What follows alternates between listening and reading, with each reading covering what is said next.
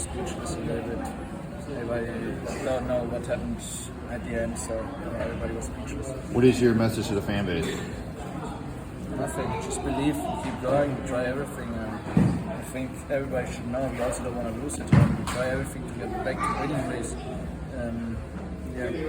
Like I said, we just have to believe, the fan base has to believe. I know we will come back stronger.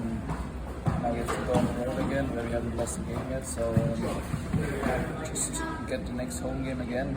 We need all the fans behind us and just try to win this one. Was there a sense of nervousness from the locker room at halftime where you guys have to have chances and put them in the back of the net, knowing that Miami was still in this game? Yeah, of course. I mean, that's something that we talk all the time about it. I think if we score the first goal, I think we know that we are a pretty good team. We have chances to score the second and third goal in the first half already. Just a little bit cleaner. I think Quinn has a pretty big chance where he just maybe has to put the ball in the corner and maybe it's 2-0 at halftime. That was the problem the last couple of weeks, and maybe if we score the first goal, we missed too many chances in a row. I think after the 1-1 we had another like 1 or 2 half chances maybe from Ty, another really big chance where we just have to finish the chance, then we need to do one, play with 2 men up, and then should be easy game for us. Kai, when you think about the moves that the club made in the offseason, obviously you being one of them in terms of re-strengthening, bringing you back to the squad, what do you make of the rest of the moves and maybe results like tonight during these busy periods with international players away? What type of signs does this give you in terms of the roster makeup and what you guys can sustain during, again, these international periods? Bad signs, to be completely honest. I think we should have seen now that we have to invest in the team. We need players who can help us. We should not just believe if our young guys can come up and straight play and everybody just saying, okay, we have young guys coming up now, they should help us. It's not like this. This league is extremely hard to play at. You see in other teams they invest in other players, and they don't have to be million dollar players. It's like players who just have different profiles, different styles. We need in my opinion, we need a guy with pace. We don't have a guy with pace on the whole pitch. We need Julian's gun. We need a real finisher in front of the goal. It's just little margins that they just have to see. I think it's not just the team. I think also the front office has to see now that we need to invest in the team. That's my honest opinion.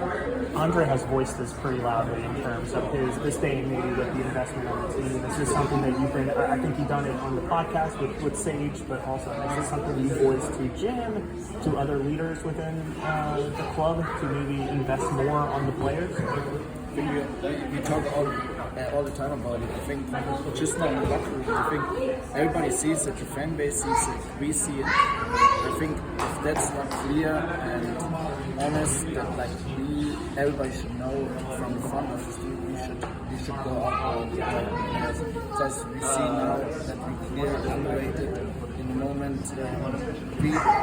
Believe me, we try everything. The players who we have, everybody wants to get everything all the time on the pitch. Everybody wants to play. We have amazing training sessions all the time. Believe me, it's really good. Sometimes I'm really impressed. It's way better than last year. But at the moment, it's just a small margins when we miss it. Just like the chances that we don't finish on that. Just somehow. What do you make about a game like tonight? Obviously, having the opportunity from, I think it was the 68th minute on or the 84th minute on, having 2 players up. I hate to ask so bluntly, but obviously, what are the conversations in the locker room after having that type of advantage and sort of squandering? Like I said, we haven't talked much about it in the locker room yet because I think everybody's talking. Nobody's happy in the moment, so you can't talk so much. Tomorrow's about the day we talk about it.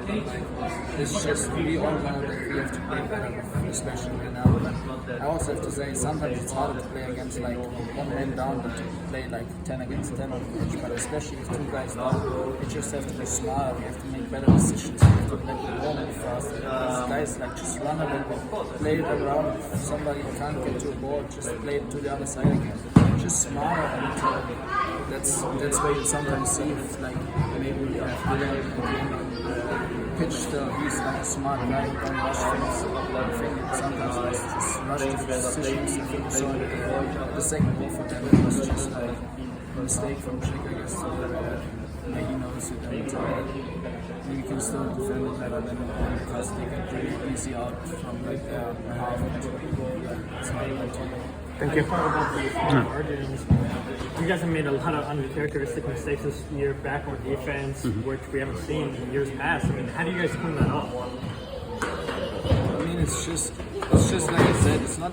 We can easily talk about defense all the time, but in my opinion, if you just have 5-6 chances every game where you don't finish it, if you finish these chances, you win games.